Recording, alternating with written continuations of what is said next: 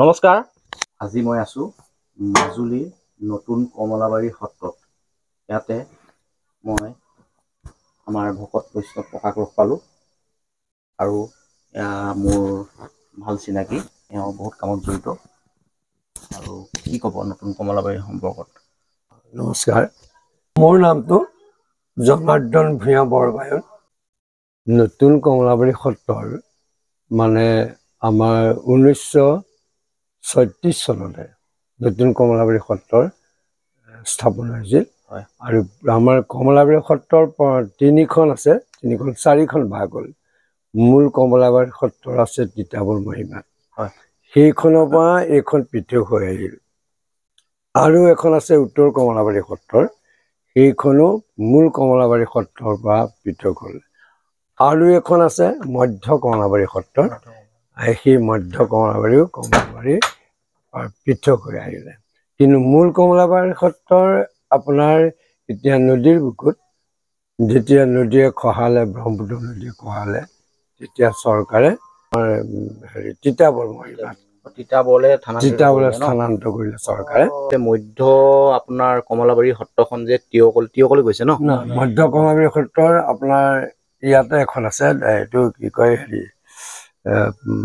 দেওদিয়াহাটী বুলি কয়, দেওদিয়াহাটী সত্ৰ। তিতাবৰ নে তিয়কলে বুলি কৈছিলে? মূল সত্ৰখন মূল সত্ৰ তিতাবৰলৈ গৈছে, তিতাবৰ মহিমাবাৰী বুলি কয় জেগাখন। মূল সত্ৰখন এতিয়া আছে তিতাবৰৰ মহিমাবাৰীত আছে। আজি মই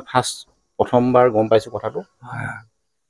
কিন্তু নতুন কমলাবাৰী সত্ৰৰ গোটেই আৰ্হিটো আমাৰ একেই।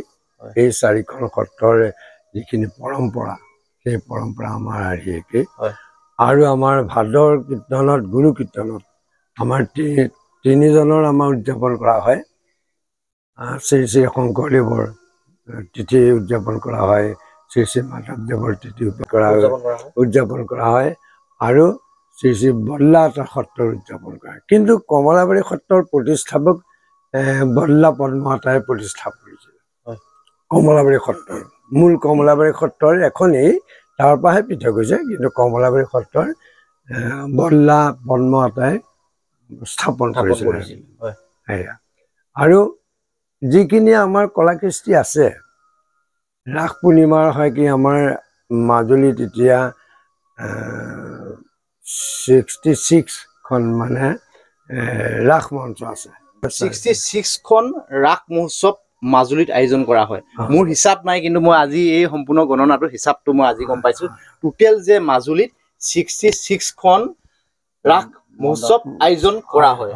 আৰু কমলাবাৰী সত্ৰ আমাৰ স্বাৱলম্বী, আমাৰ প্ৰত্যেকৰে নিজৰ নিজৰ খেতি আছে। এইবিলাক যে দেখাই দিয়া, ধান খেতি, ধানবোৰ দেখাই দিয়া। এয়া আপোনালোকে দেখিবলৈ পাইছে, এওঁলোকে মানে সুন্দৰকৈ এনেকে খেতি বাতি কৰি নিজৰ ভৰিত নিজে থিয় দি আছে বুলি ক'ব লাগিব। বেলেগলৈ মানে ৰখি থকা নাই, সুন্দৰকৈ নিজৰভাৱে কাম কৰি সুন্দৰকৈ এওঁলোকে মানে জীৱন যাপন কৰি আছে। আমি এতিয়া আপোনালোকৰ আমাৰ যিটো আলধৰা অন্যায় হয়, আলধৰা মানে সৰু আমি ল'ৰা এটা আনিলে তোৰ আলধৰা বুলি কয়। কিন্তু আমাৰ নিজৰ এটা আমাৰ হেৰি এটা আছে। আমি এতিয়া ধৰক আলধৰা লোকৰ ঘৰৰ পৰা আমি আনো বিচাৰি, আমি ল'ৰা এটা। আলধৰা মানে কি বুজায় বাৰু? আলধৰা মানে আলপৈচান ধৰা। এতিয়া আমি সৰু ল'ৰা গাঁৱৰ পৰা লৈ আহিলো, ইয়াত ভকত কৰিলো। সেই ল'ৰাটো মানে সম্পূৰ্ণ এভৰিথিং, সম্পূৰ্ণ খৰচ যিজনে আনিব তেওঁ সম্পূৰ্ণ দায়িত্ব লয়, নিজৰ ল'ৰা ছোৱালী লিখেগে, নিজৰ ল'ৰা ছোৱালী। কিন্তু তাৰ ভিতৰত আমাৰ এটা কথা হয়, আপোনালোকৰ বা গৃহস্থী মানুহৰ নিজৰ ল'ৰা ছোৱালী পঢ়ুৱাই শুনাই ডাঙৰ দীঘল কৰিলে, বা কাইলৈ মোক এটা চাকৰি পাই পেলাই তেওঁ ওলাই যাব পাৰে। আৰু তেওঁ ওলাই নাযায়, গৃহস্থী মানে মাক দেউতাকে ভাবিছে মই চাকৰি এটা পালে মোক পুহিব। কিন্তু আমাৰ কমলাবাৰী পঞ্চৰ হ'ল, আলধৰা পঞ্চৰ হ'ল, আমি সৰুৰ পৰা 5 বছৰ 6 বছৰ আমি আনিলো। 6 বছৰ অনাৰ পিছত পঢ়ুৱাই শুনাই যদি BA MA পাছ হৈ ইউনিভাৰ্চিটিতো যদি পঢ়ুৱাই, সম্পূৰ্ণ এই যিজন ভকতে আনিছিলে সম্পূৰ্ণ খৰচ বহন কৰে। আৰু তেখেতে কি কৰে, এই ধৰক কালিলৈ যদি কয় বোলে হেৰি আৰু মোৰ আৰু সত্ৰত থাকিবলৈ মন নাই, মই গৃহস্থী হ'বলৈ মন। কিন্তু তাত কোনো বাণ্ডিং এটা নাই যে তুমি সত্ৰত থাকিব লাগিব, তেওঁ গৃহস্থী হ'বলৈ গুচি যাব পাৰে। কিন্তু তাৰ ভিতৰত এটা কথা হ'ল কি, আমি 5 বছৰ বয়সতে আজি সেই ল'ৰাকণ অকমান দেখাই দিয়া সেই ল'ৰাটো আনি অকণমান ল'ৰাটো আনিছো ওচৰত আহা অকমান হাই কৰি বাবু দেখিলা বাবু দে খৰচ অকমান হাই কৰি এনেকে কৰি দিবা নমস্কাৰ কৰি দিবা নমস্কাৰ কৰা এয়া অকমান লাজ কৰিছে সৰু ল'ৰা ইয়াক অনা হৈছে ন ইয়াক অনা হৈছে কিমান দিন হ'ল ইয়াক অনা ইয়াৰ কাৰণে ভাদ মাহত আনিছো মইনাকণ বহুত মৰম লগা দিয়ে বহুত মৰম আমি তেনেকে আনো আনি পেলাই আমাৰ এটা মনত এটা ক্ষোভ হয় দুখ হয় মানে এইটো কথা আমি সৰুৰ পৰা তুলি তালি 5 বছৰ ল'ৰাটো নিজৰ ল'ৰা লিখিয়াকে ডাঙৰ দীঘল কৰে তাৰপিছত পঢ়ুৱাই শুনাই বা চাকৰি এটা পোৱাৰ লগে লগে বা পঢ়ুৱাই শুনাই তেওঁ গুচি যায় আকৌ আমি সেইটো হেৰিয়াতে নাথাকো আকৌ আমি বেলেগ এটা কিন্তু আপোনালোকৰ গৃহস্থী মানুহৰ কথা হ'ল কি নিজা পুহিব মা দেউতাক পুহিব বা ল'ৰাটোৰ বাবে যে মোৰ মা দেউতা বহুত কষ্ট কৰিলে মায়ে কৰিলে মোক আমাক পুহিব বুলি এটা ভাৱধাৰা থাকে আমাৰ মানে সেইটো থাকিলে থাকিব নাথাকিলে নিজৰ ইচ্ছা আৰু এটা কথা আধ্যাত্মিক দিশৰ এজোপা গছত বহুত আম মূলিয়াই সৰু সৰু গুটি বহুত কিন্তু তাৰ ভিতৰত সকলো গুটি নাথাকে যিকেইটা থাকিবলগীয়া গুটি সেইকেইটাহে থাকে এতিয়াও আমাৰ থান সত্ৰত তেওঁলোকৰ যিদিনালৈকে থান সত্ৰত থাকিবলৈ তেওঁলোকৰ কপালত আছিল সেইদিনালৈকেহে থাকিব তাৰপিছত সত্ৰ ত্যাগ কৰিব লাগে সম্পূৰ্ণ প্ৰকৃতিৰ লগত মিলাই পিনে এটা সুন্দৰ কথা কৈছে হয় কথাটো দেই কিন্তু আধ্যাত্মিক দিশত মানে সত্ৰত থাকিলে আমি এতিয়া মোৰ আগৰখিনি ওলাই গুচি গ'ল এতিয়া এই বহাখনৰ এইখনৰ দায়িত্ব মই ল'বলগীয়া হ'ল কিন্তু আমি এতিয়া ওলাই যাব নোৱাৰো ল'ৰাও আনিলো 3-4টা চকু দিব লাগিব এভৰিথিং খৰচ পাতি বা অন্যান্য গোটেইখিনি কৰিবলগীয়া হয় এইখিনি আমাৰ কমলাবাৰী পন্থৰ এইখিনিয়ে মানে নিয়ম আৰু আমাৰ কমলাবাৰী পন্থৰ ধুতি নীতিৰ কথা এটা আছে ধুতি নীতি মানে আজি যদি আমাৰ ল'ৰাটো যদি স্কুললৈ যায় হাইস্কুললৈ যাওক জ্বলি নাযাওক স্কুললৈ গ'লে তাৰপৰা স্কুলৰ পৰা আহি আমাৰ বেলেগ এডাল কাপোৰ কানি থোৱাৰ ব্যৱস্থা আছে তেওঁলোকে তাত কাপোৰ কানি থৈ তাৰে তিৰণি এখন পিন্ধি পেলাই তেওঁ গা ধুইহে ভিতৰত সোমাব পাৰিব বা পাকঘৰলৈ যাব পাৰে এইখিনি আমাৰ কমলাবাৰী সম্পূৰ্ণকৈ মানে যিখিনি শিষ্টাচাৰ থাকে যিখিনি আচাৰ ব্যৱহাৰ থাকে সম্পূৰ্ণকৈ তেওঁলোকে শিকাই দিয়ে নিজৰ ল'ৰা লিখিয়াকে মানে আৰু তাতকৈ কি ক'ম আৰু বুজি পাইছে ন আপোনালোকে ধৰক আৰু আমাৰ সত্ৰৰ এটা ভাষা আছে সত্ৰীয়া ভাষাটো যিটো নেকি এই আমাৰ ল'ৰাটোৱে যে কৈ গ'ল মই সজ মানে সি আমাক এতিয়া নচুৱে আমি গা পা ধোৱা নাই সি মানে গা পা ধুই পেলাই ধুতি হৈ আছে সেইটো সত্ৰীয়া ভাষাত সজ বুলি কয় মানে গা চা ধুই যেতিয়া মানে পক্কি হৈ থাকে তেতিয়া মানে তেওঁ সজ বুলি কয় তাৰপিছত গা নোধোৱাকে আমি এতিয়া গা নোধোৱাকে আছো বা আমি পথাৰ গ'লে ফুৰা বুলি কয় মানে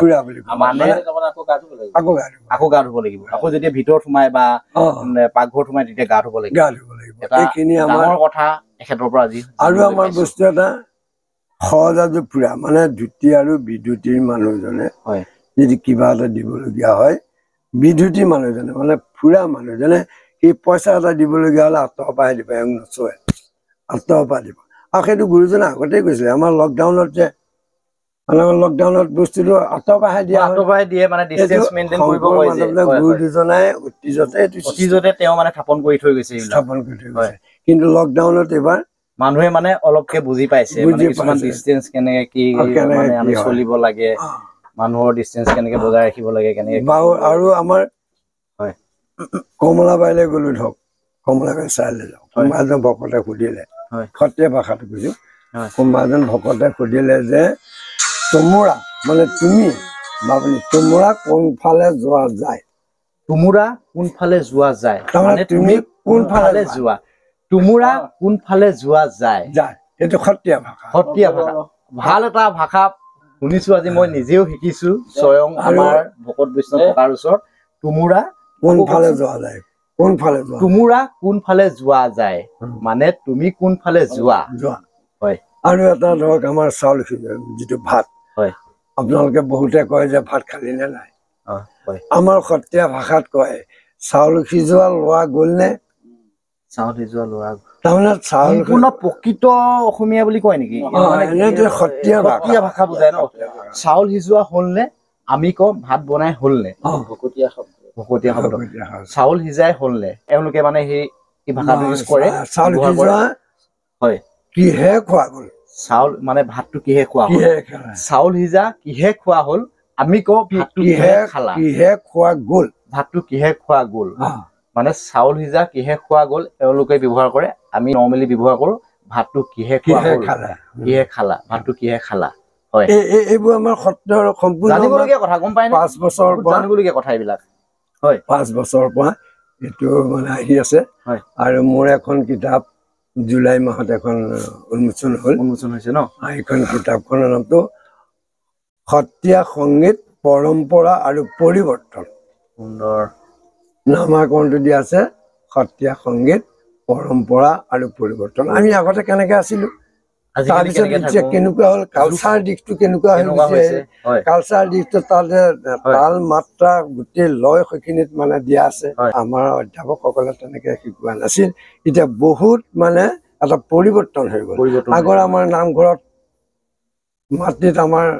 সত্ৰীয়া নাচ দিয়ে মাটিত তেতিয়া মাটি আছিল এতিয়াতো টাইলছত দিলে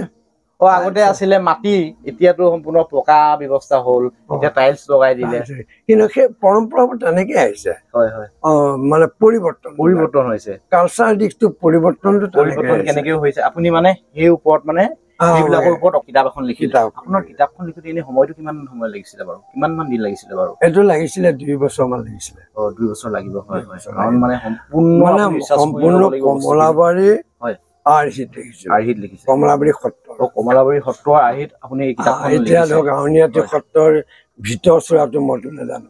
কিন্তু আমাৰ কমলাবাৰী পন্থৰ ভিতৰ চোৱাটো আপুনি গম পায় সেইকাৰণে সেই কমলাবাৰী সত্ৰৰ এতিয়া সেই কিতাপখনৰ মতে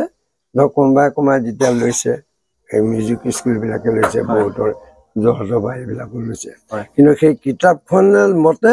যে শংকৰদেৱৰ তিথিত কি কি কালচাৰ দিশটো ওলায় এই আপোনালোকে গাইড বুকিং হেৰি যে কয় এইটো যে আমি কালিলৈ যাম দেই কালিলৈ কেতিয়া এইখনত আছে নোট কৰি থয় এতিয়া কালিলৈ আছে যে আমুক আমুক নৃত্য ভাওনা আছে আমুক ভাওনা 4 দিনৰ কাৰ্যসূচীটো তাত লিপিবদ্ধ কৰা কিন্তু আপুনি ধৰক নাজানিব যে চাওঁ কিতাপখন চাওঁ তেতিয়া আমি তিথিলে কোনদিনাখন গ'লে আমি উপকৃত হ'ম কোনদিনাখন গ'লে আমি ভাল পাওঁ লিপিটো চালেহে তেওঁলোকৰ মনত পৰি যাব মই এইদিনাখনে ভাল হ'ব এইটো বস্তু চাব এই কালচাৰ দিশটো এনেধৰণে কমলাবাৰী সত্ৰৰ পৰম্পৰাটো আৰু কমলাবাৰী সত্ৰৰ যিটো পৰম্পৰা উদাসীন আমাৰ উদাসীন মানে আমাৰ গৃহস্থী নহয় মানে বিয়া নকৰাই ইয়াতে আমাৰ 5 বছৰ পৰা আহিও 80-90 বছৰ বয়সলৈকে থাকি ইয়াতে মৃত্যু হৈছে